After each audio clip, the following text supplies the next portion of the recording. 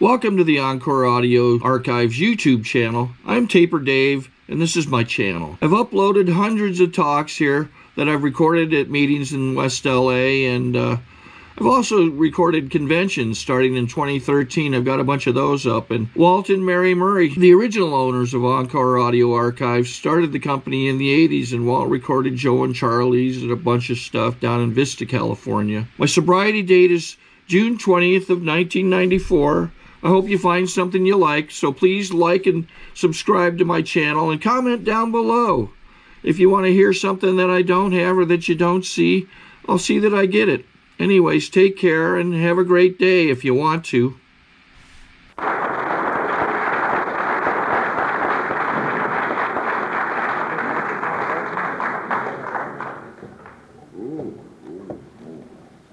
Hello, everybody. My name is Al Marineau, and I'm an alcoholic. I'm one of the fortunate ones that came into AA when I was a young man. Maybe I was 10 or 12 years old, I don't know. But 32 years and some months. It doesn't make a hell of a lot of difference. You've been sober a few weeks, most likely you're just as sober as I am. It doesn't make a bit of difference. Just want to have it here so I'll know. A golfing friend of mine in Los Angeles, who happens to be a member of AA and of the legal profession, he has a license to steal, you know, the old business. He called me up to play golf today, and I says, sorry, I'm going over to Albuquerque. And he says, that's fine. And by the way, he makes very fine talk too, this guy. He's great. He said, I have to tell you a story before you go. And I says, fine, what's the story? He says, well, there were three fellows trying to get into heaven. And the first man went up to St. Peter, and he says, St. Peter, I want to know what I'm supposed to do to get into heaven. And St. Peter says, it's very simple, just spell God. So this little Jewish fellow says, G-O-D, and he says, you're in. And the next man stepped up, and he says, he was of the Latin American extraction. And he says, St. Peter, I want to get into heaven, and I want to know what to do. St. Peter says, it's very simple, just spell God. And so he says, G-O-D, and he was in.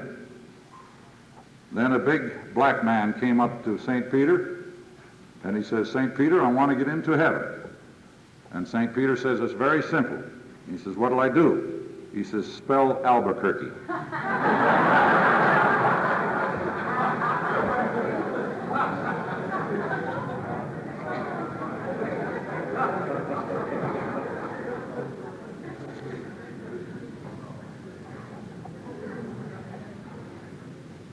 It's wonderful to be over here.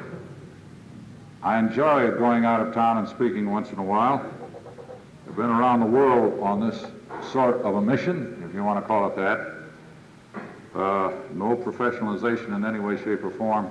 Believe me, I don't believe in professionalization in Alcoholics Anonymous. It's against our tradition.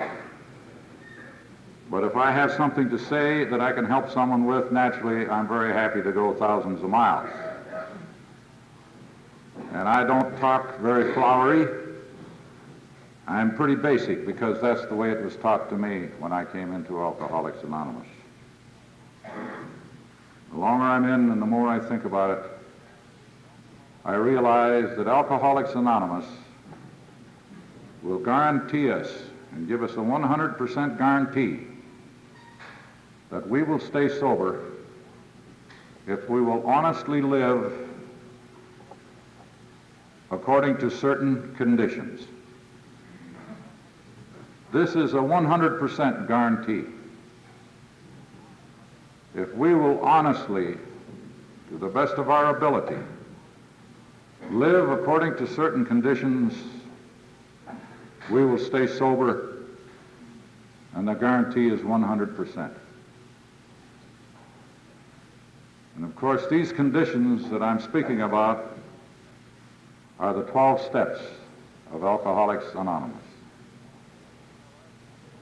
And they tell us when we try to live according to these conditions with all the honesty that we can muster, and I cannot say honesty often enough, because it's the foundation of the whole movement.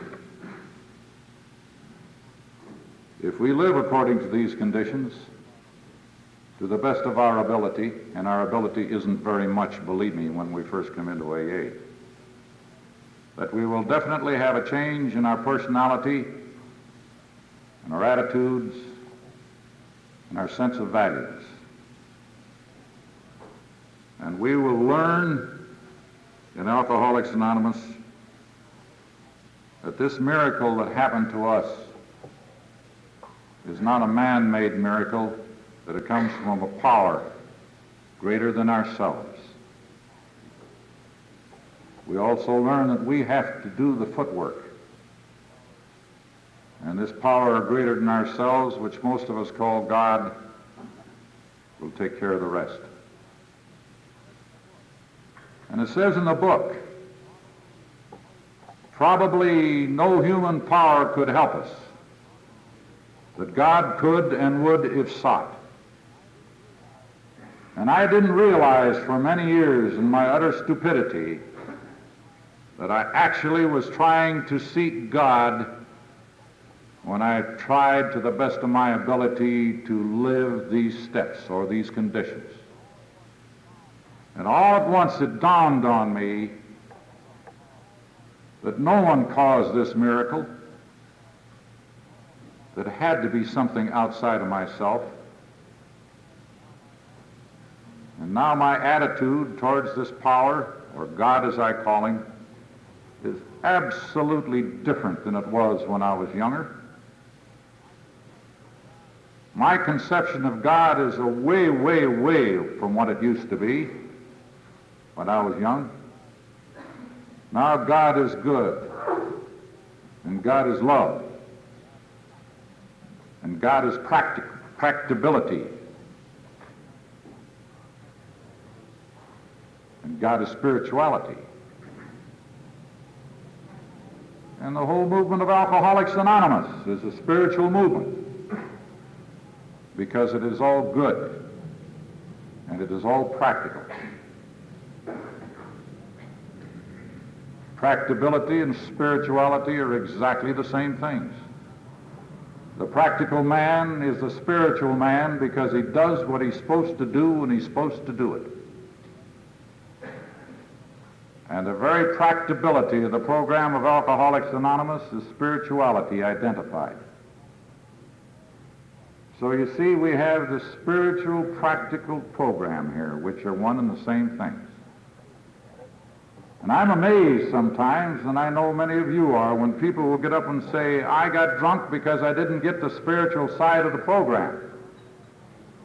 Well, I'd like to have somebody show me what side it is, because the program is all spiritual, because it is all good and all practical. There are no sides to this program.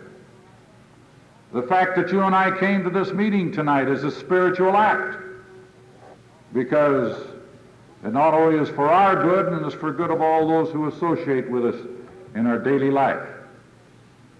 So the whole thing is spiritual. And many of us had the conception that spiritual was that pie in the sky. You know, it's not a sin to drink. It's just a sin to be a glutton. So where are we going to go? Are we going to fall on our knees and say, this is going to get me sober by praying? A prayer is a wish. But what do we do when we get off our knees? That's the important thing. And action is the magic word. And you read that so many times in our book. Action is the magic word. So we will have this change in our attitudes and our personality, and we must have, or we won't stay sober. You know, Alcoholics Anonymous is also possibly as close to the true brotherhood of man that's ever come along in my lifetime, and I guess in all time. Because we don't care who you are or what you are or where you're from. You're welcome in Alcoholics Anonymous if you have a drinking problem. You can be a gay boy, or you can be a gay girl, or you can be a murderer, or you can be a damn bank president. We don't care. We don't give a damn. You are welcome in AA if you have an alcoholic problem. And then we don't blackball anybody. Reminds me of a trip my wife and I took around the world. I spoke in New Zealand back in '69. And we found out that it was just as cheap to go on around the world as it was just to go to New Zealand and back. So we continued. I'll tell you a little about the New Zealand AA. It's just like ours. Very good. They speak so damn British you can't understand them. We were guests of a couple there who had been through Los Angeles a couple times, and we're the greatest, our home is the greatest place in the world for freeloaders. No matter where they come from, they freeload on us, because we got a ding-a-ling friend back in Pennsylvania by the name of Dick Cairn who steers everybody to us when they come to Los Angeles. This guy puts out a little magazine called, or a little sheet called Chit Chat. And Dr. Marineau, the founder of AA in Australia, I get a long-distance call. Meet Dr. Marineau. Guy says, who the hell's Dr. Marineau? He says he just founded AA in Australia. He says he's a head shrinker. He's a drunk. So Dr. Marineau stays with us, and pretty soon he comes back again. And then there's some guy who was a founder of AA in South Africa, mind you. Big Irishman. He and his son stayed with us for 2 weeks. So we are really ready for the freeloading. We know just what to do, you know.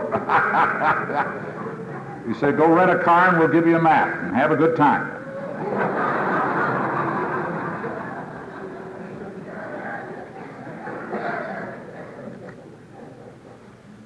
So I talk at this big convention down there. You know, it was a very strange thing. The name of the university where they had the big convention, the AA convention in New Zealand, was Lincoln College.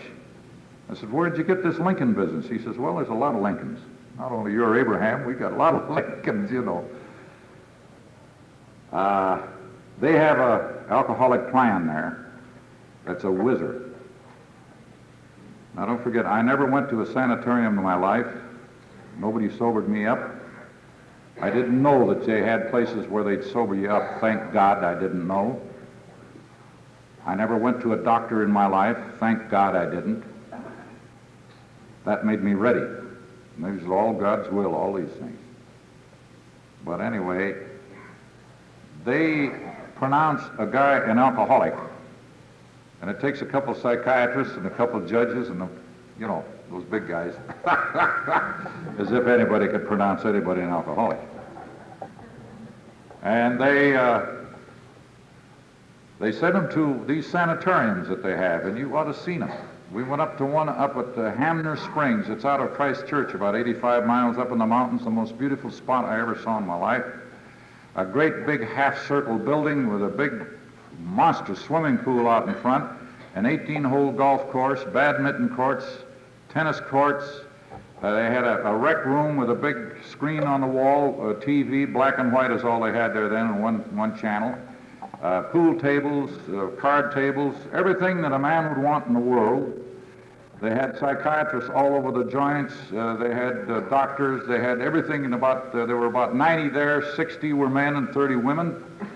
They had the government takes care of their family while they're in this place. They stay there at least 6 months. And if they're buying a house, the government makes the payments. If they're buying a car, the government makes the payments. They take care of their family in the manner in which they're used to. They give them $10 a week for spending money while they're ensconced in this place. And the percentage is pretty low. I said, my God, I'd like to have a place like this when I was drinking. I would have really loved it. I do not believe that we can do any good for an alcoholic if they don't want to get sober. Unless a man wants to get sober, he is never going to get sober. And I don't give a damn what you do to him. You can give them all the psychiatric treatment and the cures and the junk that you want to, but they're not going to get sober. I am just a little bit worried about a lot of these things that are going on, but hell, I'm just one person. I had to really suffer before I got sober. I had to really make up my own mind, and nobody can make it up for me. And if somebody would have said, "You were an alcoholic," I'd have spit in his face. Until that time came. And no one is going to get sober unless they want to get sober themselves, honestly. Now I got that off my chest. Their percentage over in New Zealand is so low, I won't tell you. Then we went over to Australia with all the squirrels over there, and I loved the country. And I went by, I was with a friend of mine who was a baby of mine. He's been over there about 28 years now. He's a radio announcer, TV announcer. And he says, "Come here, Al, I want to show you something." And we were going by what they call a pub. And all they were serving in there was beer, but the beer is 9%. And they were actually falling out of the door. There were so many of them in there, they were handing the glasses from the bartender over the tops of everybody and spilling it on everybody and getting it to the guys outside of the door out the sidewalk to get it. And the women there got together and voted that they had to close these pubs at 7 o'clock at night because the guys never came home if they didn't close them. The craziest country I ever saw. Well, anyway, to make a long story short, what I was aiming at, well, we went to Sydney, and the good and upright Dr. Marineau took us all over. Dr. John Marineau is his name. He was a drunken psychiatrist, and they started AA out of the book, 6 of them.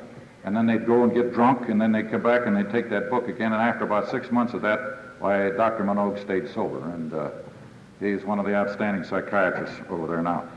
Wonderful old man. So we flew over to Singapore, and here was the highlight of my AA life, I do believe. I had contacts. There's AA all over the world. No matter where you go, you can find it. And this man's name was Victor Santhu. He was an Indian, East Indian, and became a Christian, for why I don't know. And they had a meeting there that night. We spent a week in Singapore. I loved it. We had a meeting there one night. It started at 6:30 and was supposed to last till 8 o'clock. And there were 21 at the meeting, and we had several Japanese there. They all spoke English enough so we could understand one another. Several Japanese of the Buddhist religion. We had Chinese, we had Thais, we had Malaysians, we had Indians of the Mohammed faith. There were 2 big Negroes from South Africa, evidently with the consular service. They spoke British, so British, I didn't understand them. Well-dressed guys. There were 3 sailors off our aircraft carrier, the Coronet, that was in the harbor there at the time. There were 21 of us. And this is one of the most amazing meetings I ever sat down with. I talked very shortly, maybe 5 hours. No, I talked about a half hour, and then we went into it. Everybody had something to say. Exactly like you and I think, of a power greater than ourselves. God would take care of us if we would take care of our part of the job. It was the most amazing meeting that I ever sat down with in all my life. All different backgrounds, all different colors, everything that a person could think of was there. At 10:15 that night, somebody happened to look at their watch. He says, "My goodness, I've missed 2 appointments tonight. It was so interesting, nobody even noticed what time it was." And then we went on to Bangkok, all the way around, AA all over Rome, Athens. Oh, in Paris, it was a dandy. They have a French meeting there of about 200. I don't understand French, although I'm French descent. It was just like when my old days in Los Angeles, many, many years ago, when we had one big group, about 600, and the drunks would come in off the street, and puke on our floor. It was terrible. And here in Paris, why, they had one of these big half-round tables. Everybody sat around the table, and then in the back, there were all the rest of the chairs, and there were 2 old biddies off the street there with their hair hanging down over their face and drunker than goats. And when the speaker was speaking in French and going to town, one of them stand up and they'd yell something at him. And the speaker would stop, and then the old biddy would sit down and start puking. And I said, that's just like it used to be back in Los Angeles 1,000 years ago. Made me feel at home.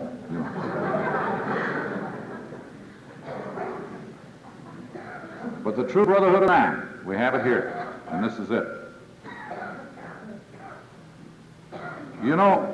We are just as important to one another as any people can be in the world. We are protecting and covering one another. The fact that we come to these meetings is very, very important. We don't get a diploma in Alcoholics Anonymous. Did you ever stop to think of that? You just don't come here and get a course and say, I've got it. I even got the steps memorized. It isn't that way at all. This is a lifetime job. This is the most important thing in our lives, our sobriety. This is our number one problem.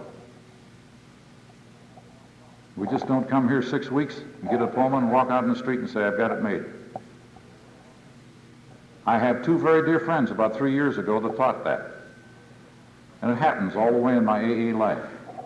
One guy had been sober about 21 years and one sober 22 years. And they lived in different parts of the city. And the one that had been sober 22 years lived out in Arcadia, old Bill, and I stopped to see him. He was an engineer. Now he's retired. He was always sick. There was always something wrong with him. And he got married after he had gotten into AA. And you know, I used to stop when I'd speak in Arcadia and I'd get Bill to go with me once in a while. Maybe he went to about 2 or 3 meetings in 10 years. And I says, why don't you go, Bill? He says, I got it made. I don't have to go to AA anymore. I know all the answers. I don't want to go there and hear those 12 steps read. I don't want to hear those people talking about their drunkalogs. He says, I'm all tired of that stuff. I says, well, it's good for your tolerance if it isn't good for anything else. He says, no, I don't need it anymore. Then Bill fell and broke his hip, the old bastard. And he deserved it, too. He was so mean. And his wife put him in one sanitarium after the other, and he was so mean they'd throw him out.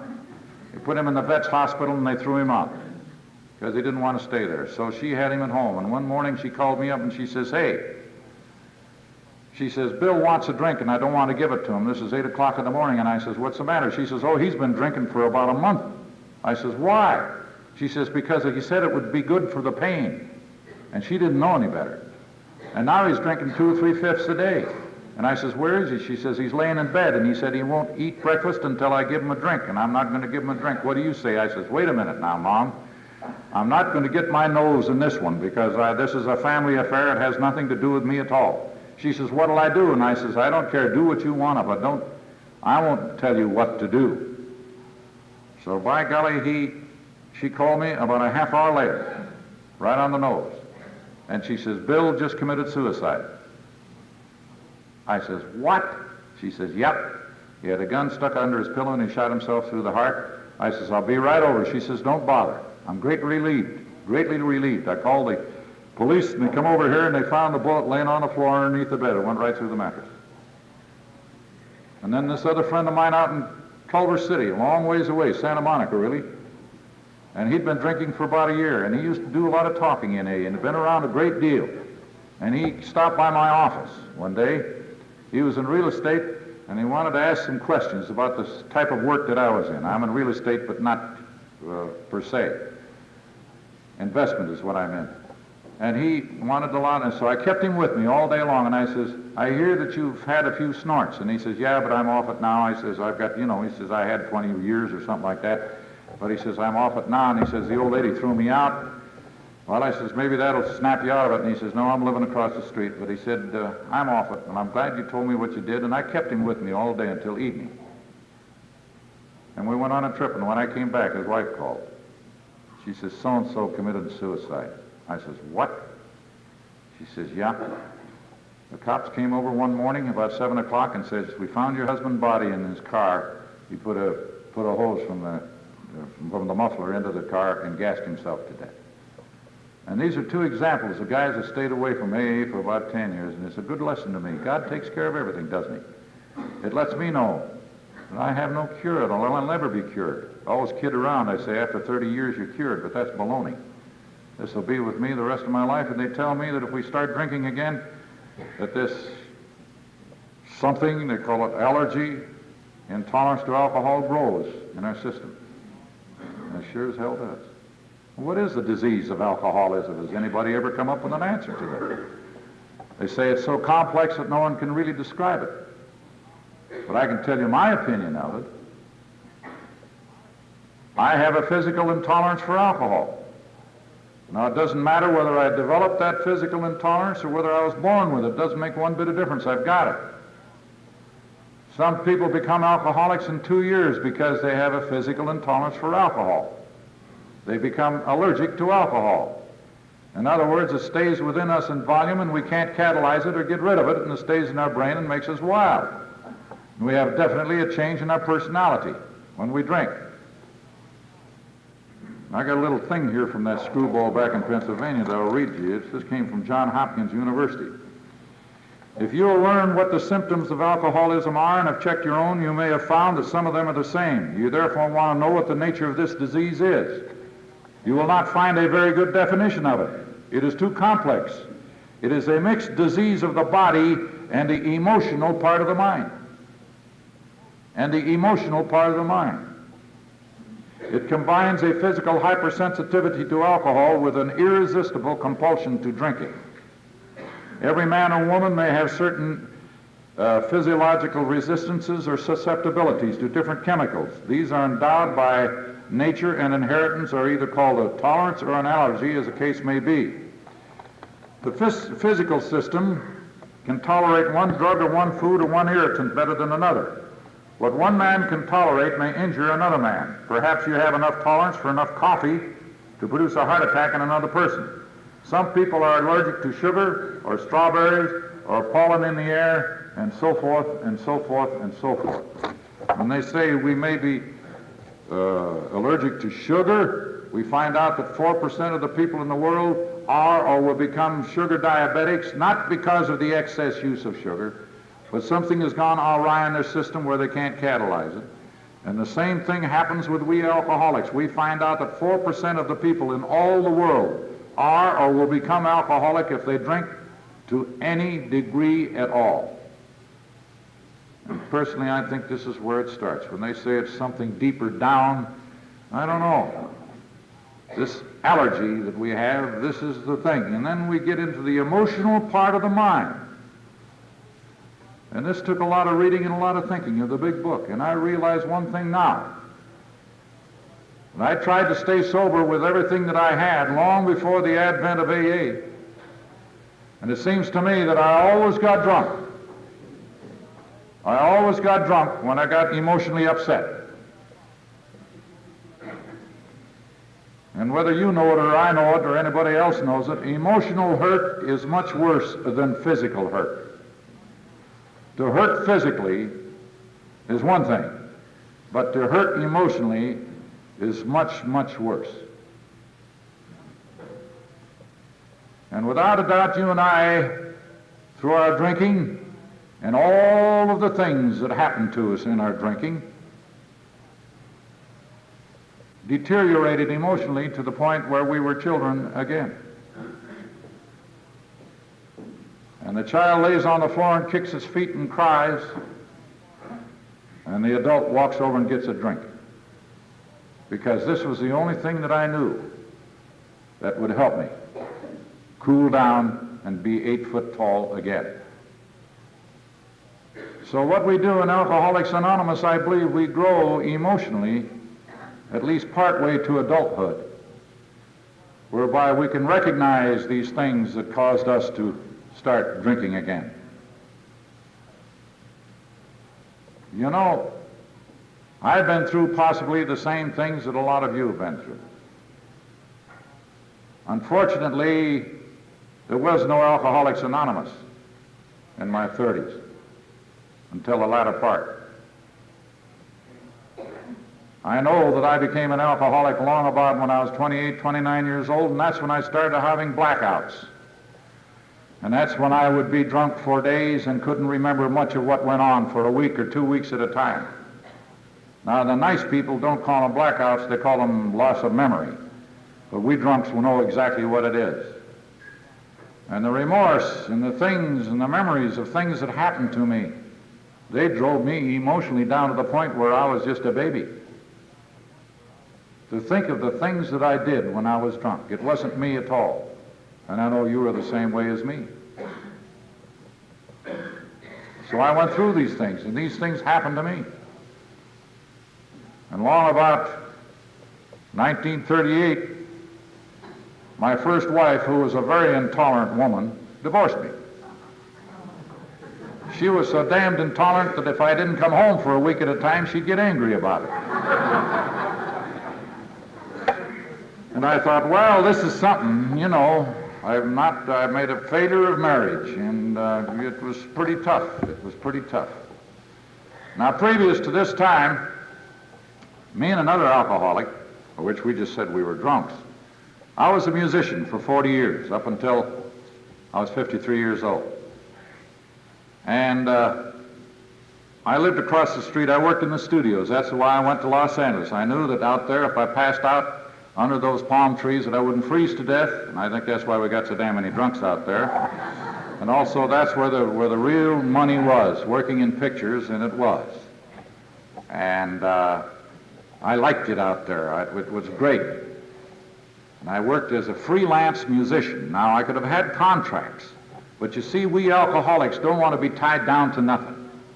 We don't want anybody to tell us, you be to work next Tuesday or else. You're going to lose your contract. So I never did sign up until after I got sober, and then I was signed about 5 years. I became tolerant, you know.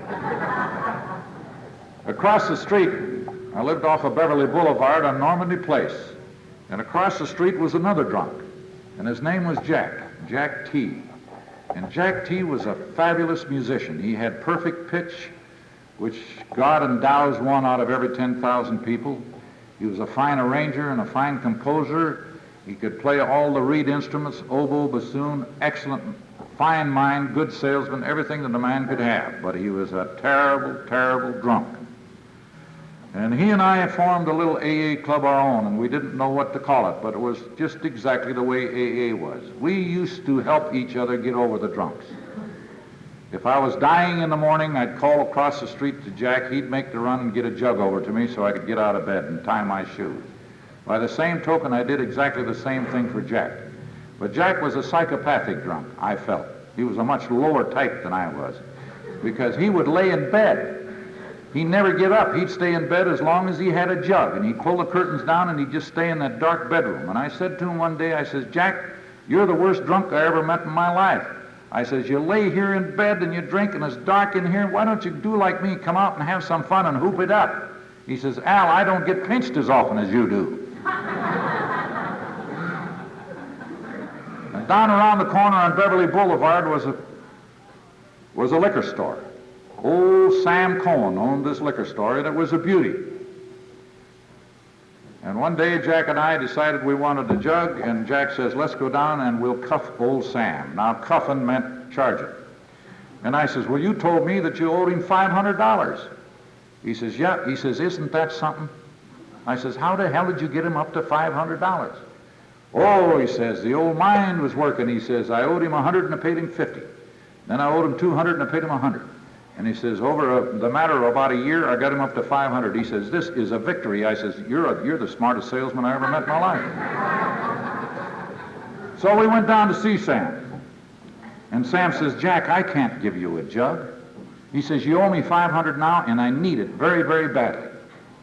And Jack says, well, he says, I haven't got it right now, Sam. He says, well, why don't you borrow it from some friends?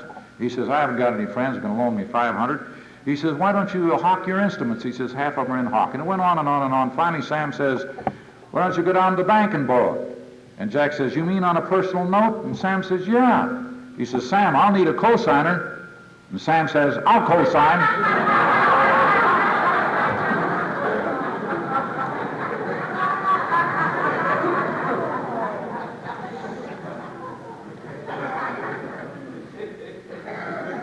So things got worse and worse and worse, and I'm on my own. Things got very, very bad. I had a very terrible time. I lost all my friends. My family wouldn't even write to anymore. I come from a family of 10 kids. I'm the only alcoholic in the family. They're all up in the Northwest. That's where I came from.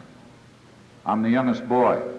The oldest is the one, according to psychiatrists, that always get drunk, become drunk. I'm the youngest. I went through the University of Idaho. I played my way through with my horn. I did all the things that I wanted to do all my life. And here I was without a friend in the world. All the guys that I befriended, they'd see me coming down the street, and I'd see them cross the street and walk down the other side. I was always going to put the D on them, you know, for another few bucks for a jug. I ended up in a $2 a week room above a grocery store. It was pretty rough, pretty rough. I went through the whole business like all the rest of you guys did. It was a pretty bad thing. I was down. I was lonesome.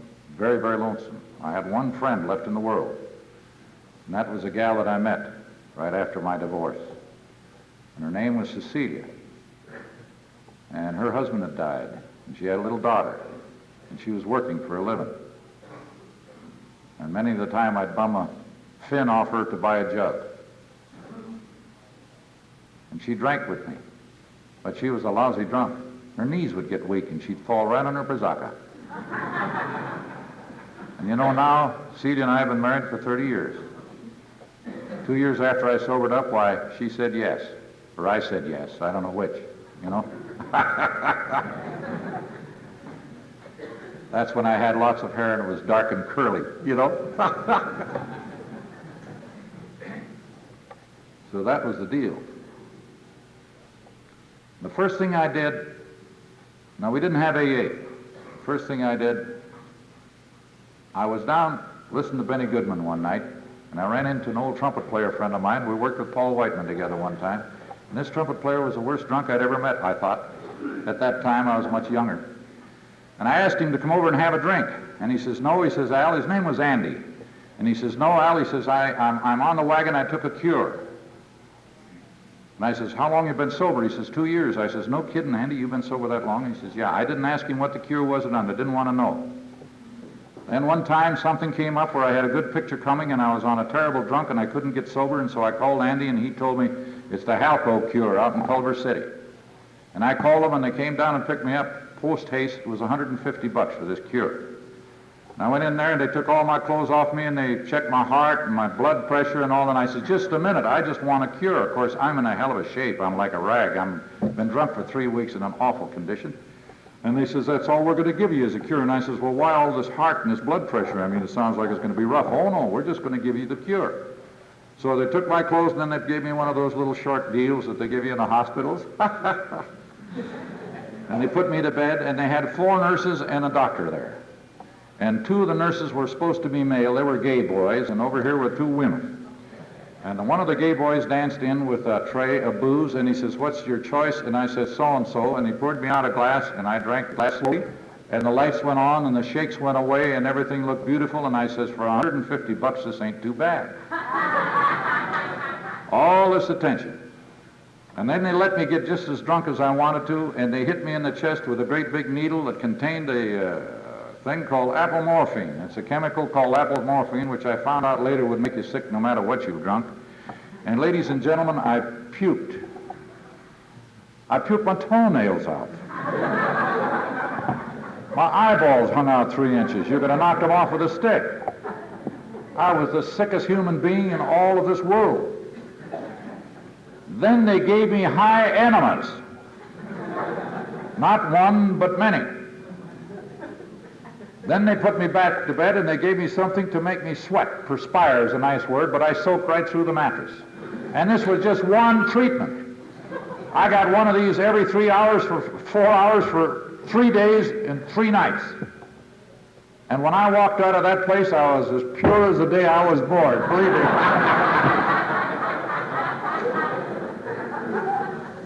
And this is what the aversion treatment is. You know, if we do this to a dog, they put us in the jail for life. And here we pay for the damn thing. They told me when I left there, when I walked by a bar and smelled the booze, that I would throw up. And what liars they were. When I walked by a bar and smelled the booze, my mouth would just water, you know. They didn't do anything about that brain of mine. And then my next thing was a psychiatrist. By now, I still had a few friends left at this juncture in my drinking days, and my wife had left me. She was living up in Tujunga. We went back together 4 times or 5 times. It was terrible. Just terrible. Hell on earth. So I'm in Los Angeles, and I'll take you into this. This is a little long, but you might enjoy it. When I was a trombone player around Chicago, I played with a guy by the name of Wayne King for about 3 months. And this Wayne King, well, he's the only resentment I think I got left in the world. and it's never gotten me drunk, so it's all right, and I don't have to associate with a jerk, so that's it. He would ride his men, as we call in the business, ride his men so bad that they would actually have nervous breakdowns. I quit him after 3 months and even went to my home to try to talk my wife into getting me back with the band, and I says, no, the guy will make a drunk out of me. So I went back and told him, I says, I can't play for you, you'll make a drunk out of me. You too much pressure, you're terrible. So I quit him and I went to the Edgewater Beach Hotel there, which was a better job anyway. I didn't have the jerk to work for. So I stopped over there one night. Now I'm at the theaters, and I stopped over there between shows one night, and Wayne ran over to me and he says, my God, where can I get a violence right now? We're going on the air and at 11:30, and he says, I just put another one in the nut house. That was 2 of me putting nut houses. So I says, well, we got a fiddler down there to work for you. He says, tell him I'll give him $50 if you come over and play the program with us. I said, fine. So this violinist was a fantastic guy, and a ding-a-ling, a real alcoholic ding-a-ling, you know. And we used to drink together, but he had 4 kids. He was a little careful. So he went over and he played for Wayne, and of course he was so wonderful that Wayne, within time, he hired him and gave him a fabulous salary. And I says, Greg, don't go with King. He says, why? I says, he will drive you nuts. Why? He says, you haven't much of an opinion of me, have you? I says, we wait and see. About 9 months later, I meet old Greg on the street, and he was babbling like an idiot. Drunker than 10 goats. I never saw anything like it. I says, what's with it? He says, I have to stay drunk to stand that SB. He says, that's all. So they're in New York, and they're playing in New York, and Greg tries to throw his old lady out of a 14-story window. And they don't like that, so they put him in a nut house for a year. And after he got out of the nut house, he came to California, and he had a insurance policy that paid him $100 a week as long as he was totally disabled. So he has a nice apartment, and it was during the Depression, and the kids are with him, and everything is fine. I go over there, and I get slopped one night, and I got real drunk, and fell down and broke the piano stool and broke a few lights. You know, I was very awkward when I was drunk. And I went back and told Greg sometime later when I was sober, I says, Greg, I'm awfully sorry I broke those things up. I'll tell you what I'll do. I'll pay for them, but give me a little time. And he says, Al, just don't worry about it. Everything is just fine. Now he says, some of our mutual friends and myself have decided that you need psychiatric treatment. I said, what do you mean? Head shrinker? He says, yeah. He says, you know, I go to a head shrinker once a month to prove that I'm still nuts so I can get that $100 every week. And he gave me his name, and it was unpronounceable. And the guy couldn't even speak English hardly, so he must have been a good psychiatrist. So anyway, I said, okay, and I went down and I took 3 treatments, and we went through 3 seances. Nothing. Just nothing. I'm sober. I know I'm never going to take a drink again. I said so in a stack of Bibles. I took the veil. I said, I'm never going to drink again. So I go down there and I figured up big cock and bull stories, and nothing happens, you know. It's just like the psychiatrist that had all these people in the sanitarium and decided he's going to screen them out. So he brings them into his office 2 at a time, and he says to him, he says, what does that remind you of? And the guy said, the hole in the donut. He says, you're on the street. And he says, the other guy says, what does that remind you of? And the guy said, Thursday. He says, Thursday, how do you get Thursday out of that? He says, Monday, Tuesday, Wednesday, Thursday. So anyway, we go... My next escapade was, after the cures and the psychiatry, was the religion. Now, we moved up to a town called Tahunga, which is 2,000 feet altitude, and I'm back with my wife again, and this is a terrible, terrible, lonesome little town. The oldest daughter had asthma, and that's we had to live up there. I got acquainted with a lot of people up there. They were all drunks, the ones I got acquainted with. And there's a little Catholic church there about the size of this room, and everybody says, get acquainted with that old Irishman down there. He's a nice guy. That's Father Dennis Falvey. So I got acquainted with him. Now, I had been raised a Catholic, but had been a fallen-away Catholic for about 25 years. We got to be good friends, and he was a good salesman, and I got him a nice choir together and directed the choir and wrote music for him, and we had it, everything was going. Then I'd go on a drunk for a week or two, and I'd always stop by and say, Father, loan me a fin so I can get over these jits and whips. He'd always loan me the 5 and say, don't spend it all in one place. He'd never say, why don't you go to church? Why don't you do this? He never gave me any of that sky pilot stuff at all. He was the most wonderful guy I thought that I'd ever met that was a man of the cloth. Here was a guy that really knew what was going on. Well, something happened. Something happened. Everything's going fine. This time I stayed sober 3 months. Honest to goodness, I stayed sober 3 months, which was the longest in about 15 years. Christmas is coming along. I have a pretty good bank account. We bought bicycles and wristwatches for our 2 daughters. I had bought a new car. We're going to have high mass at 8 o'clock on Christmas morning. About 2 days before Christmas, I got a call from Republic Studios, where I always made those horse operas. We're going to have a big party the day before Christmas. We'd like all you musicians to come down and give us some music. Party starts at 3 o'clock until 6. It's going to be on stage so-and-so. Everybody in the lot's going to be here. All the food you want to eat and all the booze you want to drink. I says, what kind of booze? He says, white horse scotch on down, no champagne. I says, I'll be there. But I quit drinking. I'm on the wagon. He says, a hell of it. And it was. So I told the wife about it. And I'm going to go down and do my little bit. It's down the hill, of course, and she said, as I was going out the door, you see how sneaky these women are. She says, Al, don't drink over 3 scotch and sodas.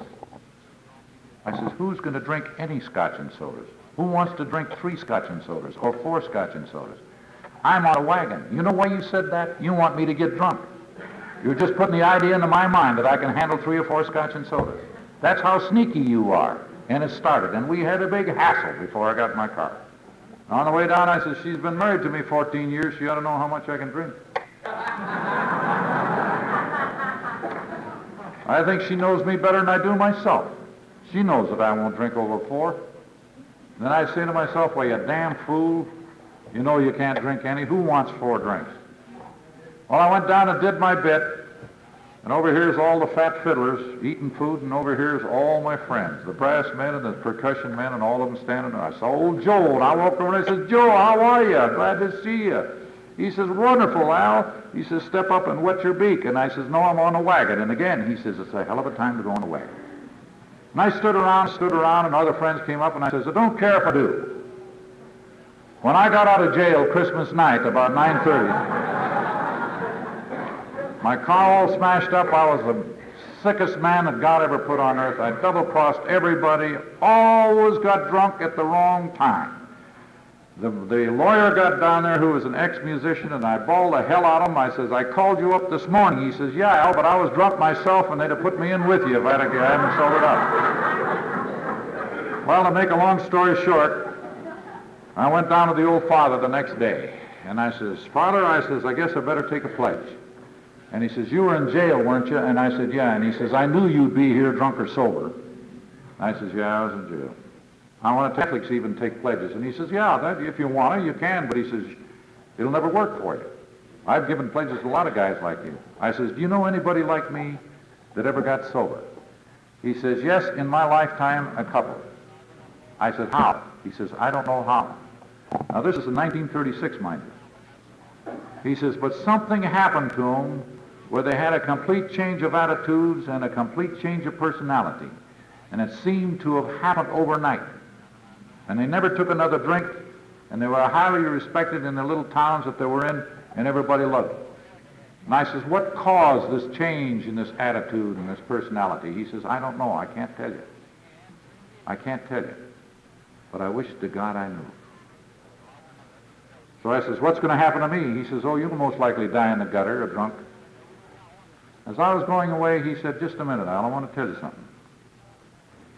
He says, it's not a sin to drink, but it's a sin to be a glutton. And that's as far as I can help you, and that's as far as any honest man on the cloth can help you. And that was a great relief to me, because I felt like the worst dirt in the world after all the things that I had done. Well, to jump back to reality again, I was divorced. I'm living in Los Angeles down in Hollywood, and it's from room to room. They throw me out of the boarding houses and everything else because I get drunk and I raise hell and I make too much noise, and you know the things that you go through. It's terrible. Finally, I ended up in this $2 a week room. It was awful. I'm not used to these sort of things. I'm getting pinched for drunk driving, and you know what kind of a drunk I was? I'd sneak up the side streets all the time, about 8 miles an hour. Well, what the hell? Any cop was going to say, what's that guy doing 8 miles an hour on that side street? And they'd get me. And I was in and out of that jail for drunk driving so often, it was unbelievable. And it's a terrible sensation to wake up in Lincoln Heights. And if you don't know Lincoln Heights, the old cons down there told me that was the worst joint they'd ever been in from Boston to San Diego. Puke all over the floor, and I mean, you can't believe it. It was so bad, just like a bunch of dogs, animals in there. It was an awful feeling to wake up down there. Well, I finally got pinched for my last time. And I got thrown in. Now I'm without a driver's license. Things are real bad. It looks like I've got a real bad one this time, so I got a lawyer. And the lawyer says, from your record, you might end up in San Quentin. And that's the big one. And I says, well, you're kidding. And he says, Al, he says, I never saw a record like yours in my life. So here's another good thing where God came along and God said no. I called up one of my brothers, who I had nothing but the greatest respect for, and who's quite wealthy and always helped me when I was really in. I always had this ace in the hole, and I called him up and I told him the story. And you know, he said to me, he says, if they put you in San Quentin and it keeps you sober, that's the place for you. And he hung up on me. And you know, every time I see old Bill, I say, Bill, thank you for not sending that money. Thank you. I needed $250 more to stay out of jail. But I didn't make it. They gave me 60 days, and I did 30, and I says, boy, I'm never going to drink again. If I do, I'm going to commit suicide. So all I can do is go back to that $2 a week room. In those days, we got $15 unemployment, you know. Not enough to pay gas for the old boiler that I had, even. It was terrible. And then something happened. And I started on the last drunk. And it was 8 weeks long. I think I ate one hamburger in 8 weeks. I dropped to 155 pounds from 200. I was a walking zombie. I was so weak, about 2 slugs would knock me right on my pizaka. It was terrible. The only person that tried to do anything for me was Cecilia, and she'd come over and try nothing. So I had a charge account at a bar and a liquor store, cat a corner from this place, and I always paid them. These first people I ever paid when I'd make a buck. So I just get down there every morning at 6 o'clock, and I'd help the guy clean the place out and clean out the spittoons and sit up on the stool, and he'd start throwing them down me, and I'd throw them right back at him. And then one of them would stay down, I'd be able to drink, and 11 o'clock I'd crawl up those stairs back to my room and pass out. After a few weeks of this, I heard from old Jack across the town. Jack says, March 1st of 1941. He says, have you seen the Saturday Evening Post this week? And I said, no, why? He says, there's an article in there about a group of people in New York called Alcoholics Anonymous. I says, no kidding. And he says, yeah. And he says, they've got a club practically the same thing as you and I used to have, only there's 100 of them instead of 2. I said, what do you mean? Well, he says, it shows a guy lying on the bed and another fellow's looking down at him. And he says, evidently this guy's brought this fellow in bed some medicine. And when that guy in bed is well and the other fellow's on his pizaka, he goes and helps him. And he says, there's 100 of them. The sober ones are helping the drunks, and it's just like a union. I says, no, just like a daisy chain. He says, that's it. Just like you and I used to do, only there's 100 of them. They call it Alcoholics Anonymous. I says, is there any more to the article? He says, well, I'm so drunk my eyes won't focus on that small print right now. So I go about my way and stay drunk, and a couple of weeks later, old Jack calls me up again, and he says, I found this thing called Alcoholics Anonymous. I says, no. He says, yeah. I said, what about it? He says, they stay sober. I says, no kidding. And he says, Al, I've been sober a week. I says, you've been sober a week, Jack? You're the worst psychopathic drunk in the world. If you can stay sober a week, I'm a cinch for a lifetime. How did you find it? He says, oh, I was down there cuffing for a jug of wine, and one of the local drunks was paying part of his bill, and I got him outside and says, what are you paying your bill for? You're going to ruin it for the rest of us here in the neighborhood. And the guy said he was a member of AA, and he was making amends. So he says, I went with him. I've been sober a week. I says, send him over. He says, no, you have to call him, and here's his name and number. And I called him, and the guy came over the next afternoon, and I was passed out. And I gave him orders on the phone to come in the morning because I knew I'd be passed out in the afternoon. So he come there about 3 or 4 times in the afternoon, and the old landlady says, God bless her soul, she was about 90 years old then. She says, Al, why don't you get sober enough so you can talk to this guy? He's been over here 3 or 4 times. I says, I gave him orders to be here in the morning. He can't be here in the morning. He works in the morning. So she helped me taper off, and he came over on a Wednesday night, and he talked, and he talked, and he talked, and he talked, and he didn't give me a damn word in there anywhere. He just talked about himself. Now he says, I will stop by Friday night and take you to the meeting. I says, just a minute. You don't know who you're talking to. I'm possibly the greatest trombone player this earth has ever known. And I'm not about to lend my name to one of those wacky-doodle outfits till I investigate it. It sounds to me like some kind of a Southern California cult of some kind. And he says, okay, he got mad, and he says, okay, here's the address. It was on 6th Street at the time. So when Friday night come, I'm still sick, and I'm still spitting cotton, and I'm shaking like an aspen leaf in the wind, and I call up Cecilia, and I said, Cecilia, they're having that meeting tonight, and I'm afraid to go down there. Will you go down with me? And she said, sure. So we walked into the meeting, and here's about 34 people. One meeting a week. This is 1941. April 17th was the night I walked in there. I looked for my sponsor, and I says, where's so-and-so? And they says, didn't you hear? And I says, hear what? They said he got drunk last night. I says, I knew he was a phony when he called on me.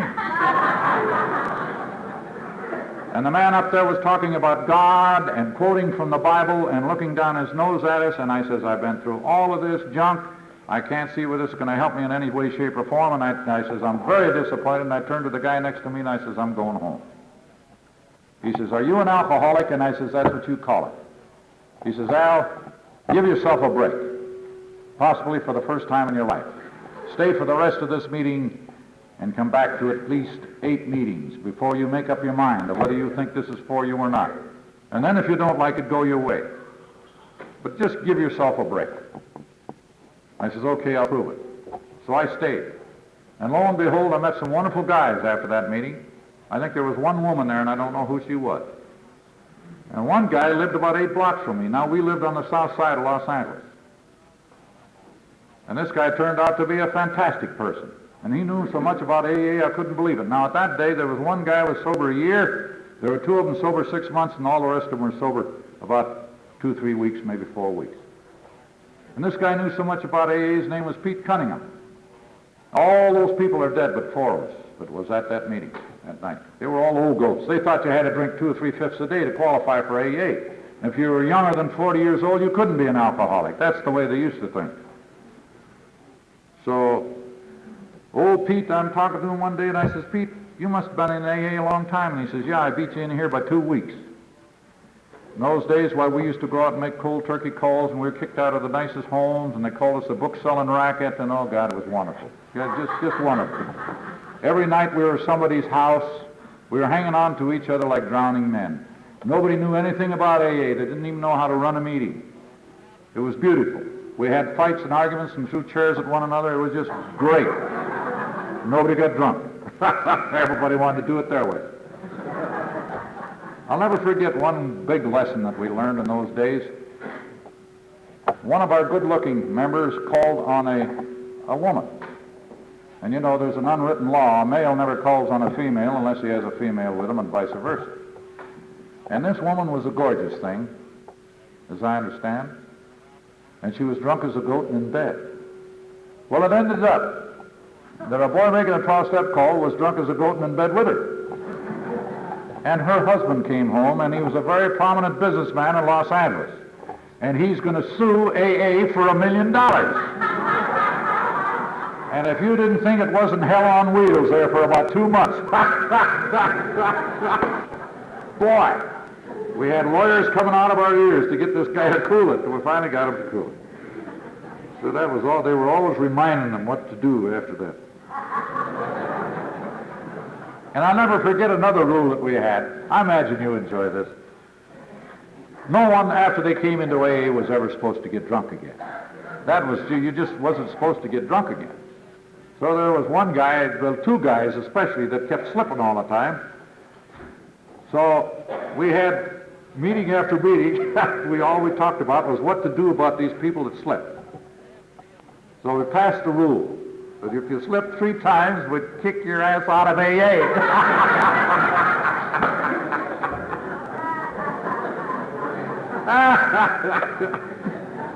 And very serious about it. So, that ain't really swearing, so let's not worry about it, you know. If my wife was here, I'd catch hell, I'll tell you that. So anyway, this particular night, we took two truck drivers at the top of the stairs. We were having a meeting upstairs at the time on Friday nights, and we all went into the meeting, and old Pete, this friend of mine, ran up to the front of up to the podium with a book, and he says, fellas, he says, we've all made a big mistake. And he says, why? It says in the book, anybody with an alcoholic problem is welcome at Alcoholics Anonymous. It doesn't say how many times they slipped. So here's 2 or 3 weeks of meetings gone to hell. We went out and got the big sluggers and brought them into the meeting. It was beautiful, you know, it was just beautiful. Stand up on chairs and give our talks, fight and argue. But that was when AA was very young, no one was around to guide us. The format of the meetings were just trial and error. It was a beautiful thing. And that's why we have so many groups in Los Angeles. Anybody that wants to start a group, that's their prerogative, and they could start a group. Now we have 40, 50 meetings a night down there. I don't say that they're all 200 people, but there's a lot of people that go to them. Anyway, so that's the way it was. And I wanted to get sober more than anything else in the world. And I thought, well, now after I'm sober a little while, I'll get back in the good graces of everybody, and I'll get a lot of work again.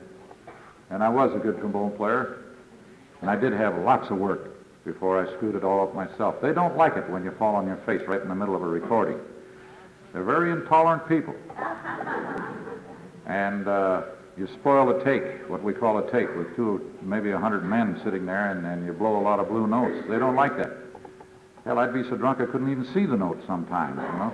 You just go by like... And I'd take the trombone player next to me and I'd say, you play this part, it's too fast for me today. And I'd play his, you know. We used to... had a lot of angles. Us drunks are pretty smart in those respects. So the undersheriff comes down once in a while. He says, if you don't get that alimony to your ex-wife, we'll put you on Biscaloosa's road building project, road camp. I'd play a date once in a while, and that damn collection agency, they seemed to know when I was going to play it. They'd get the check before I would. And everything is upside down. And I used to say, boy, I used to make more money when I was drinking. And they'd say, go back to drinking. I said, I don't want to. All right, then quit belly aching. Finally, I went to the leader of the group this one night. His name was Frank Randall. And I said, Frank, do you know anybody in the music business? And he said, no, why? And I said, I need a job real bad. And I thought you might have an angle. He says, my boy, this is not an employment agency. This is a place to stay sober. He says, what's your number one problem? And I said, alcohol is my number one problem. He said, okay, take care of your number one problem and everything else will take care of itself when it's supposed to. He says, you might not get a job for 5 years the way you kick these people around, but you'll eat and you'll have a roof over your head.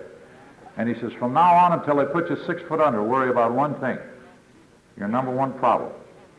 You get everything in this world that you deserve, and without a doubt, a lot more. And nothing could have been more true.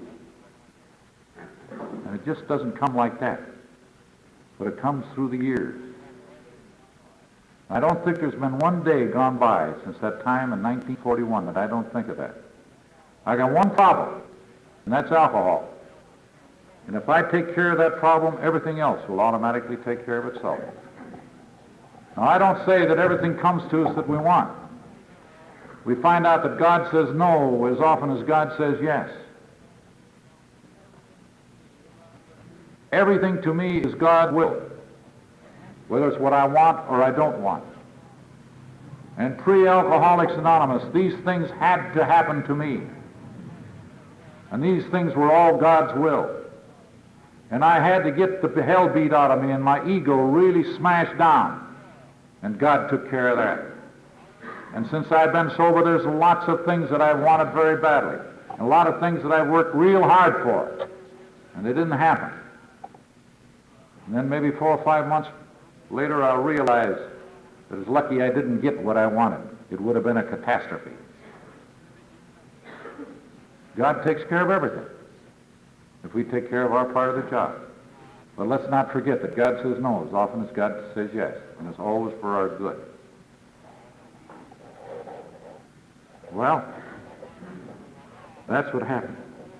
I'd like to tell you a little story about a piano player that I knew at CBS. And this is in the radio days, and this guy stood about 5'4", and he was a fantastic piano player. Little pudgy hands, and God, he could play. He was getting about $500 a week, which was fantastic dough in those days.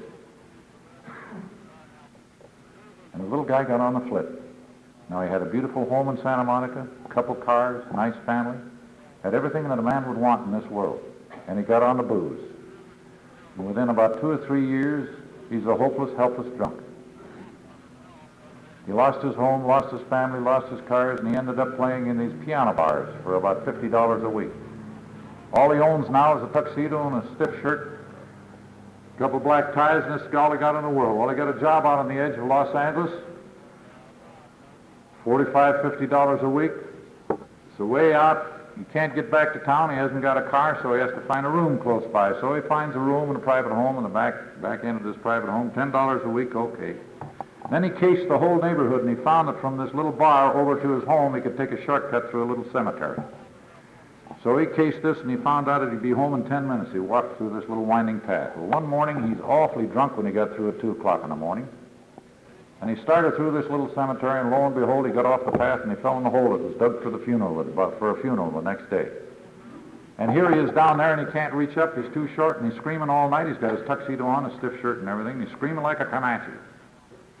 And about dawn, an old wino come wandering through this little cemetery, and he hears this yelling. And he wanders around the cemetery, and lo and behold, he finally finds him.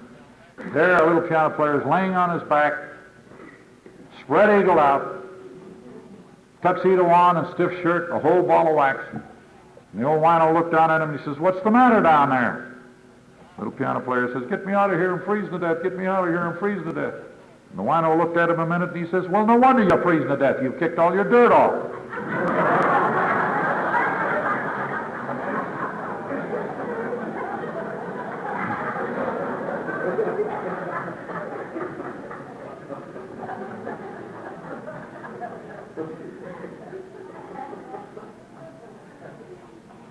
The 12 conditions of Alcoholics Anonymous. They give us a 100% guarantee that we will stay sober if we will do so honestly and live these steps honestly. And of course, honesty is the very basis and the foundation of our sobriety and the program of Alcoholics Anonymous. We start down these steps. The first 3 steps are decisions we make for ourselves.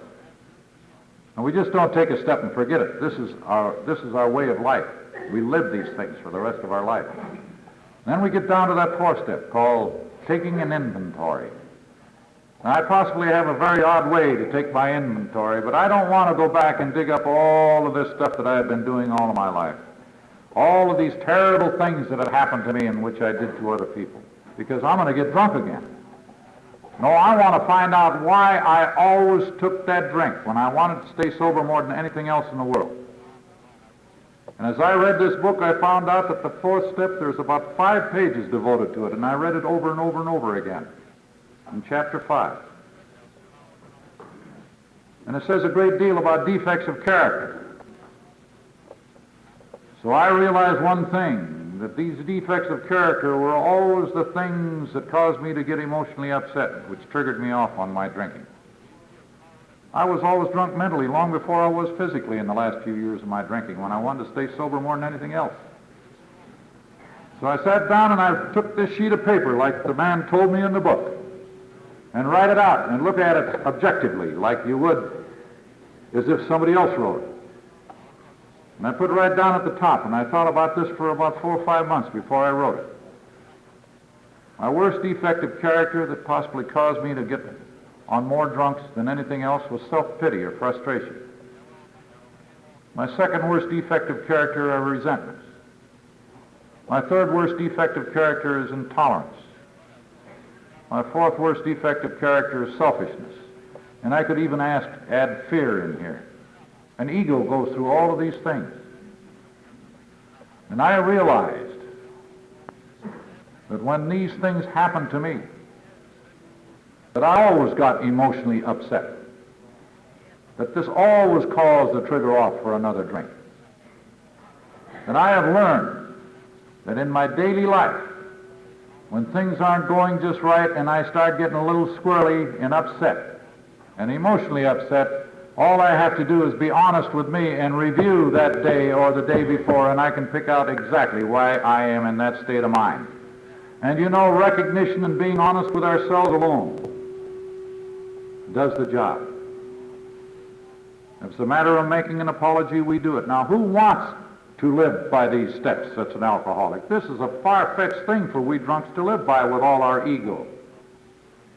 It's a tough proposition, but it's an amazing thing with a small amount of effort that we put into this thing, what happens to us. And the one on making amends, who wants to make amends? This is a tough deal, but I did. And admit it to God and to another human being. Well, that was easy because I had Pete to talk to, and he had about the same kind of an inventory I did. But the one on making amends was a tough proposition. And I did, and I wrote to everybody, and I'll tell you a little story out of Republic Studios, the same old stinking studio that I got so much trouble with. I'd worked out there for 1,000 years, and the head of the department used to play in a jazz band with me, so I had an in there like nobody. But I got drunk on him, and I screwed up a picture putting it cost him his job. And after I'd been sober 3 or 4 months, I went out there at 9:30 in the morning, parked my car. They wouldn't let me through the gate. They knew me as well as they knew their own brother, but he says, I got orders to keep you out of here. So I sat out in my car until 12 that noon. And my friend and all the people from the music department came out and went to a restaurant close by. And I went over and talked to him. He was sitting in a booth. And I said, I want to talk to you. His name was Cy. And he says, Al, I never saw you look so good.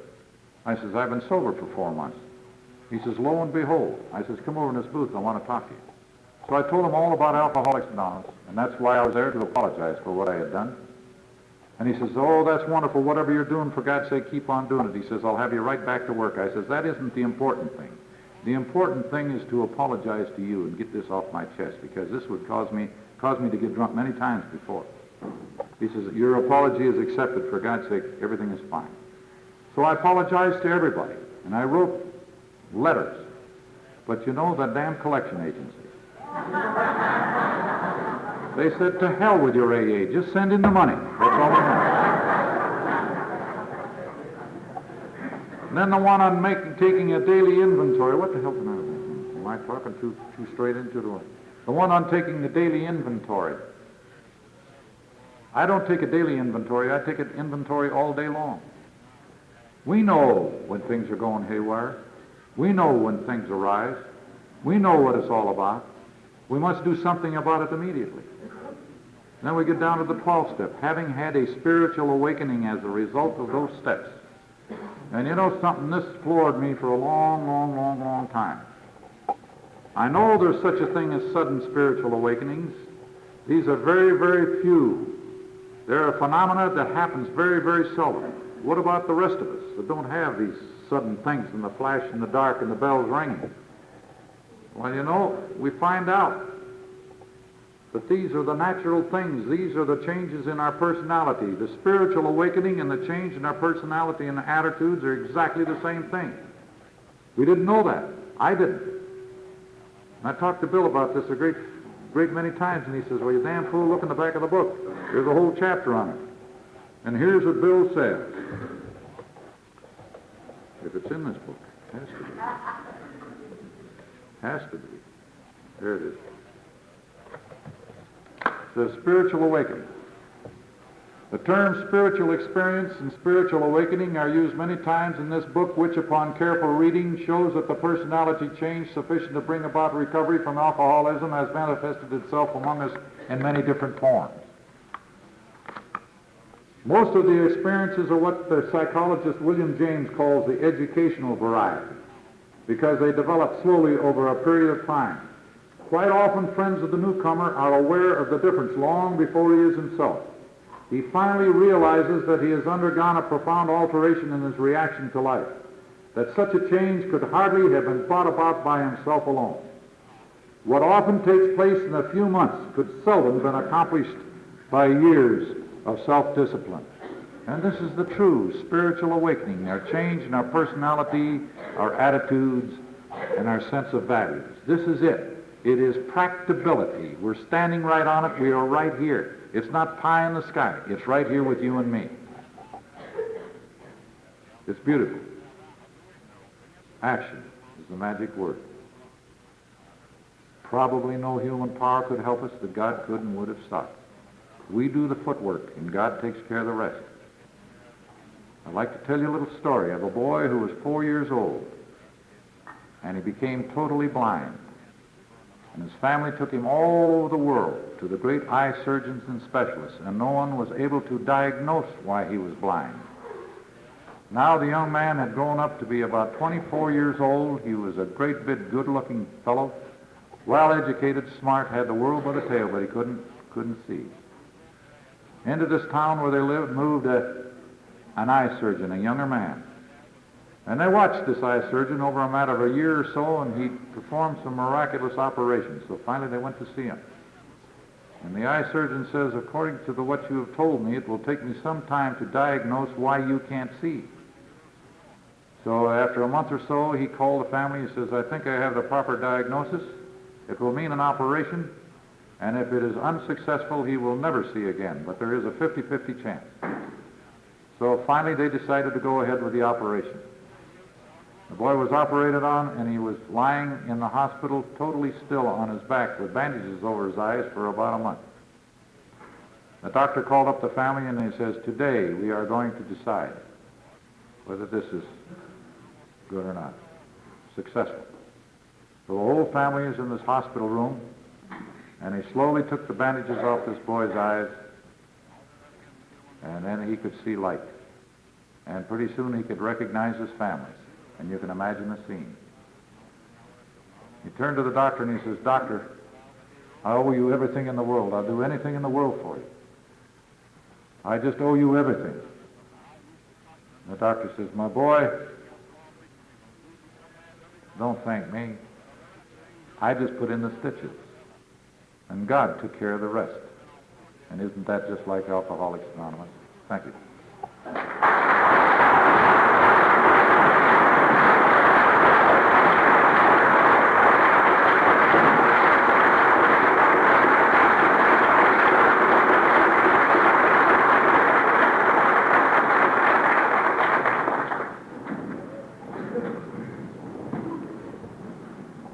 Thank you, Al. It wouldn't be a complete meeting unless we had somebody read a portion of the 5th chapter. So I have a good friend of mine, also a servant in the S-letter group, Louis C., to read how it works.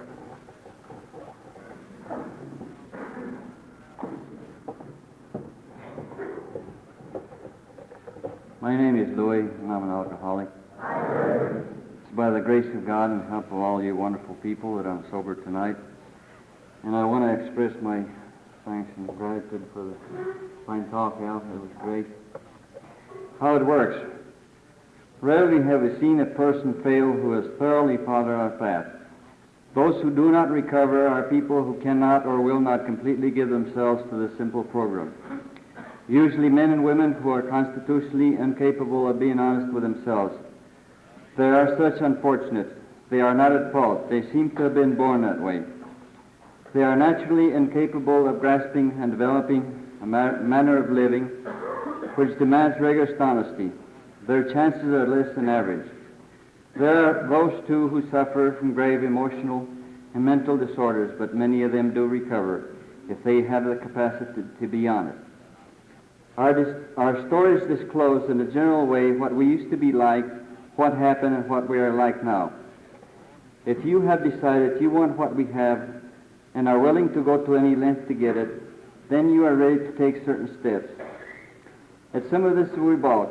We thought we could find an easier, softer way, but we could not. With all the earnestness at our command, we beg of you to be fearless and thorough from the very start.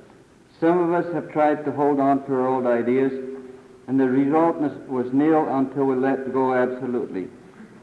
Remember that we deal with alcohol, cunning, baffling, and powerful. Without help, it is too much for us. But there is one who has all power. That one is God. May you find him now. Half measures availed us nothing. We stood at the turning point. We asked its protection and care with complete abandon. Here are the steps we took, which are suggested as a program of recovery. Number one, we admitted we were powerless over alcohol, that our lives had become unmanageable. Number two, came to believe that a power greater than ourselves could restore us to sanity. 3, made a decision to turn our will and our lives over to the care of God as we understood Him. 4, made a searching and fearless moral inventory of ourselves. 5, admitted to God, to ourselves, and to another human being the exact nature of our wrongs. 6, were entirely ready to have God remove all these defects of character. 7, humbly asked Him to remove our shortcomings. 8, made a list of all persons we had harmed and became willing to make amends to them all. 9, made direct amends to such people wherever possible, except when to do so would injure them or others. 10, continued to take personal inventory, and when we were wrong, promptly admitted it. 11, sought through prayer and meditation to improve our conscious contact with God as we understood Him, praying only for knowledge of His will for us and the power to carry that out. 12, having had a spiritual awakening, as a result of these steps, we tried to carry this message to alcoholics and to practice these principles in all our affairs. Many of us exclaimed, "What an order! I can't go through with it." Do not be discouraged. No one among us has been able to maintain anything like perfect adherence to these principles. We are not saints. The point is that we are willing to grow along spiritual lines. The principles we have set down are guides to progress. We claim spiritual progress rather than spiritual perfection. Our description of the alcoholic, the chapter to the agnostic, and our personal adventures before and after make clear 3 pertinent ideas: that we were alcoholic and could not manage our own life, that probably no human power could have relieved our alcoholism, then God could and would if He were sought.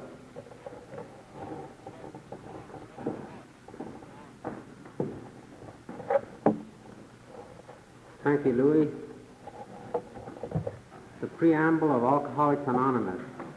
Alcoholics Anonymous is a fellowship of men and women who share their experience, strength, and hope with each other that they may solve their common problem and help others to recover from alcoholism. The only requirement for membership is a desire to stop drinking. There are no dues or fees for AA membership. We are self-supporting through our own contributions. AA is not allied with any sect, denomination, politics, organization, or institution, and does not wish to engage in any controversy, neither endorses nor opposes any causes. Our primary purpose is to stay sober and to help other alcoholics to achieve sobriety. At this time, I guess it's customary of the chairman to make a few comments as far as what the speaker has said. For the benefit of anybody new in the program, you're wondering, how can anybody stay sober 32 years? I can only tell you how I think Al stays sober.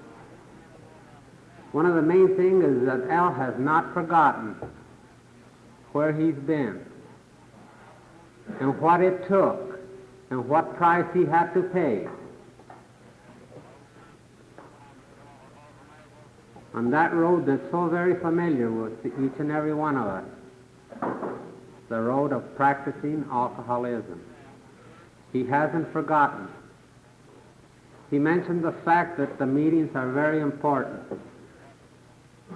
This is something that is suggested in Alcoholics Anonymous, that we make meetings. I know how true it is and how important it is for me to make meetings. He hasn't forgotten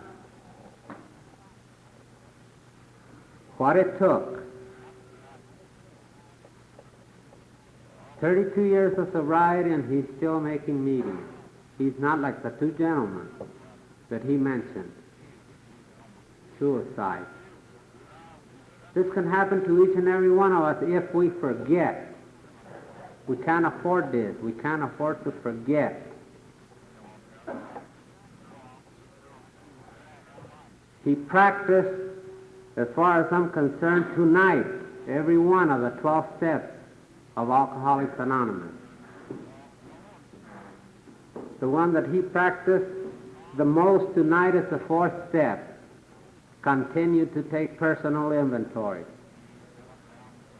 He gave us a personal witness of what happened to him, how it was like, and how it is today. And it's so much better today, he tells us. This is what we hear at every meeting. I understand there's some people in here that perhaps are here for the first time. One gentleman that I saw in here, I understand is kind of young. It doesn't matter how young, how much you drank, or where you drank, or where you've been. As Al said, we don't care. The only thing we care here in Alcoholics Anonymous, if you have a drinking problem, perhaps we can help you. This is very important for the newcomer. You don't have to drink for 30, 40 years and go through some of the hell that Al said that he went through.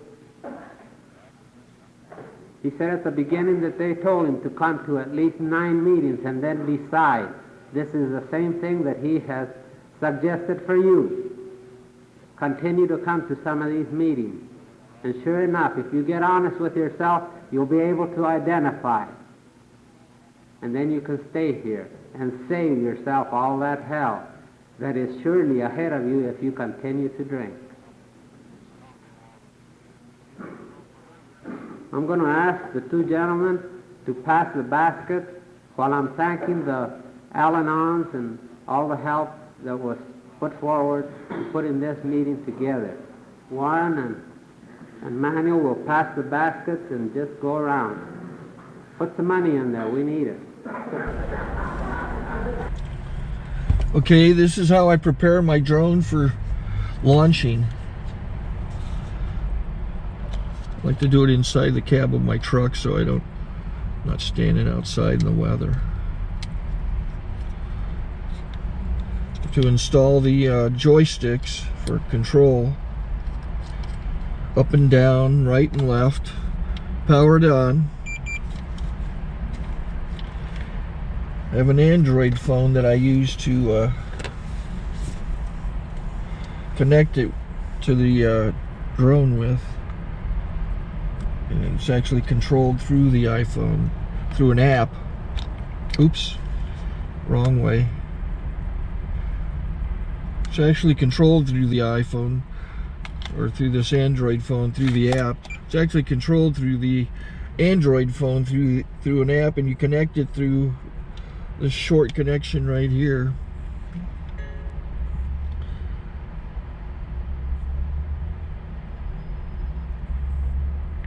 Remote control connected. Remote control's connected. So I pull out the drone. I have to extend the legs. Long legs extended first, then the short legs. Remove the gimbal protector.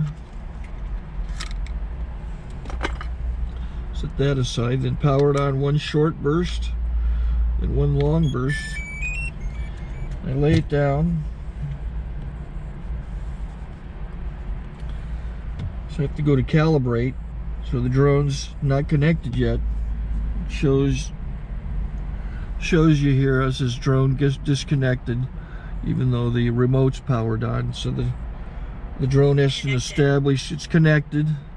So I go into the app to calibration mode.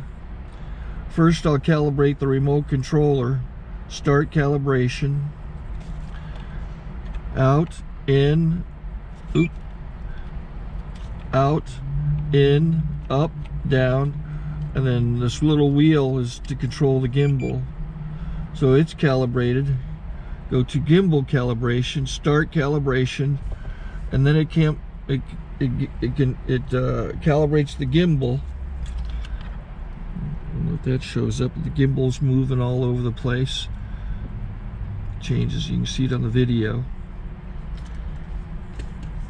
And I'm calibrated to take off. It's acquired 7 satellites at the moment.